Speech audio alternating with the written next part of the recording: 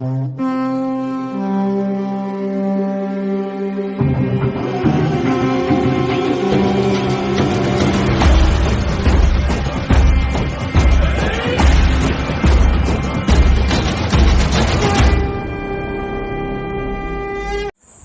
आप सभी का स्वागत है मेरे YouTube चैनल पर।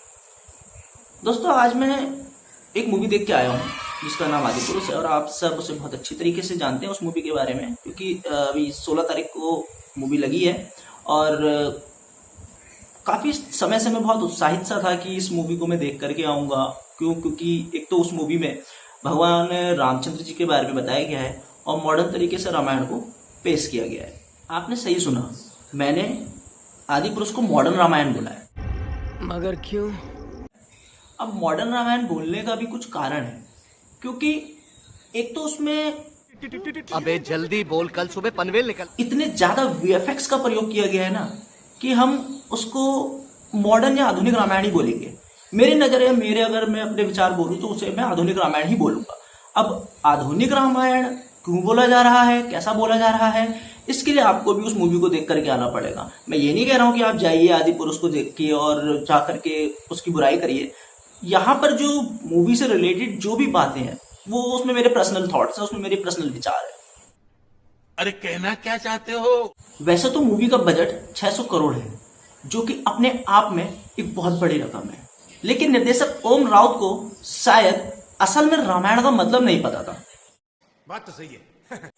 इसीलिए उन्होंने इस मूवी के साथ और जो हमारी रामायण है, जो हमारी भावनाएं हैं रामायण से जुड़ी हुई, उनके साथ ऐसा मजाक करा है। बताऊं तो इसे आदिपुरुष कम और आदि फुस नाम देना ज्यादा सही है। बात अगर फिल्म की करूं तो इस फिल्म में भगवान राम का किरदार राघव के रूप में प्रभास जी के द्वारा निभाया गया है, लेकिन ना तो उन्होंने इस फिल्म में भगवान राम जितनी शालीनता को प्रस्तुत किया है, ना ही उनके चेहरे पर भगवान राम जितना तेज नजर आ रहा है। हाँ, बस इतना कहा जा सकता है कि भगवान राम के किरदार को निभाने की प्रभास द्वारा पूरी कोशिश की गई है।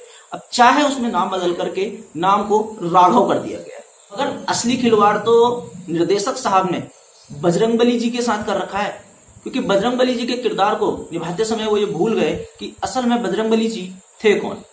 वो अष्ट सिद्धि और 9 निधियों के ज्ञाता थे, फिर भी उनके बदन पर चमड़े की पट्टियों को दिखाना और उनके चेहरे की जो हाव भाव हैं उनके साथ खिलवाड़ करना, इसके लिए आपको ये जनता माफ नहीं करेगी।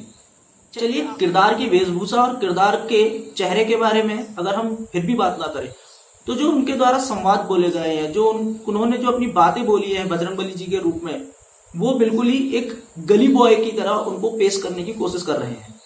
कपड़ा तेरे बाप का, तेल तेरे बाप की, तो आग भी तेरे बाप की।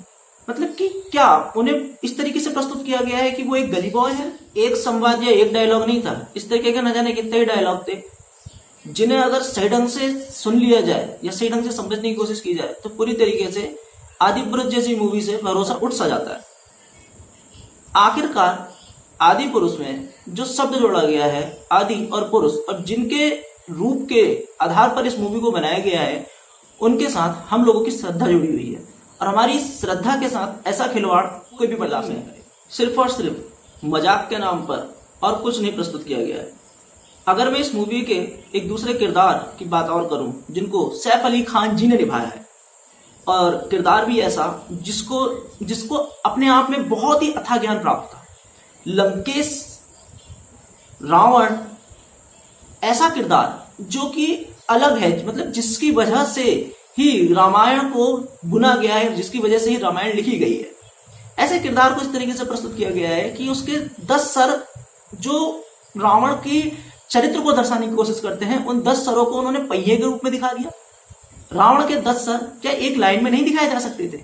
उन 10 सरों को एक चक्र के रूप में दिखाया है, 5 सर ऊपर की तरफ और 5 सर नीचे की तरफ। अगर इतना ही कम बजट था तुम ना दिखाते, तो रावण के किरदार को तैमूर में बदल के रख दिया, अलग ही तरीके का फैशन उसका दिखा दिया, हेयर कट अलग दिखा दिया, और पुष्पक विमान की जगह पर चमगादड़।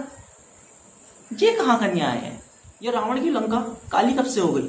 लंका तो सोने की बनी हुई थी। इसको भी अगर हम साइड कर देते हैं तो जो अशोक वाटिका बनाई गई है उसमें जो फ्रूट्स लगे हैं, ना उसमें आम, ना उसमें सेब, ना उसमें केले, उसमें चेरी ब्लॉसम के फल लगा दिए। सीता माता के हरण को मजाक बना दिया। मतलब अलग ही तरीके से दिखा दिया पूरा का पूरा। मूवी के आखिरी में आते आते कब ये मूवी बॉलीवुड से हॉलीवुड में कन्वर्ट हो गई पता ही नहीं चला। हैरी पॉटर के तंबी साथ नजर आने लग गए। War of the planet movie जैसा उसमें सीन नजर आने लग गया। और भी इसमें कुछ अलग ऐसे किरदार थे, अलग कुछ इस तरीके से मूवी को दिखाया गया था कि आखिर होते होते मूवी कब हॉलीवुड मूवी में कन्वर्ट हो गई इसका पता ही नहीं चला। खैर छोड़ो, आदि पुरुष मूवी आ चुकी है, आज चाहे तो जाकर के उसे देख सकते हैं। लेकिन मैंने अगर रामानंद सागर जी की रामायण नहीं देखी होती तो मुझे नहीं पता चलता कि क्या सही है और क्या गलत है। किस तरीके से यहाँ पर हमारे रामायण के साथ खिलवाड़ किया गया है, किस तरीके से संवादों के साथ छेड़छाड़ की गई है, इसका पता अगर आपको लगाना है तो आपको सबसे पहले रामानंद सागर की रामायण देखनी होगी। और अगर यदि आपने देख रखी है तो बहुत ही अच्छी बात है, क्योंकि बगैर रामानंद सागर जी की रामायण देखे बिना अगर आप आदि पुरुष को जज करने की कोशिश करेंगे तो आपको मेरी कही भी कई सारी बातें गलत लगेंगी। जो भी हो, मैंने घर आकर के दोबारा से रामानंद सागर जी की रामायण ही देखी और मैं धन्यवाद कहना चाहूंगा उन सभी किरदारों को जिनकी वजह से आज मुझे असल में सही रामायण का पता है।